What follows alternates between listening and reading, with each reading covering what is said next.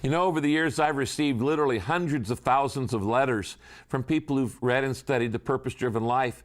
It's been translated in almost 100 languages and has gone all around the world.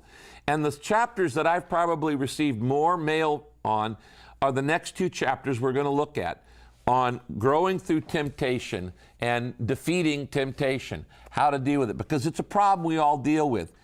You need to understand is that temptation is actually a part of the plan in life. It's not a sin to be tempted. It's a sin to give in to temptation, but it's not a sin to be tempted. The Bible says Jesus was tempted in all ways like as we, yet he didn't sin. Temptation is simply a choice. So when you're tempted, you need to understand that every temptation is not just an opportunity to do bad, it is an opportunity to do good. Every temptation can be a stepping stone to maturity, or it can be a stumbling block to immaturity. It can make you better, or it can make you bitter. And the way you handle it will be the way, whether it makes you stronger or weakens your life.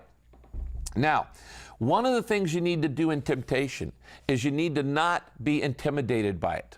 Sometimes when people are tempted, they go, oh, I shouldn't have that thought.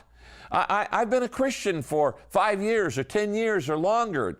I don't know if you've noticed it, but sometimes when you are praying, God, while you're talking to God, the devil puts thoughts in your mind, and you go, where'd that one come from?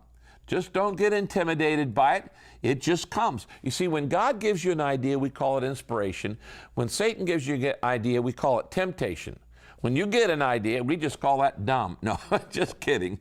The fact is, Satan can put ideas in your mind, but you don't have to keep them there. As Martin Luther once said, you can't keep the birds from flying over your head, but you can keep them from building a nest in your hair. And in this chapter, we're going to talk about the positive side of temptation, how you can actually turn it around and use it for God's glory, use it to build character, and use it to become like Christ.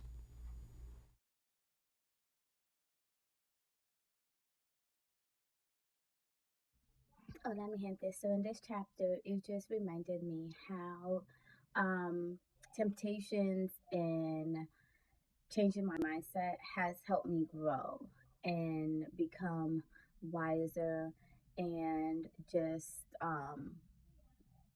strengthen my abilities to change my thoughts and become aware, legit capture my thoughts and deal with them accordingly. So let's continue to hear.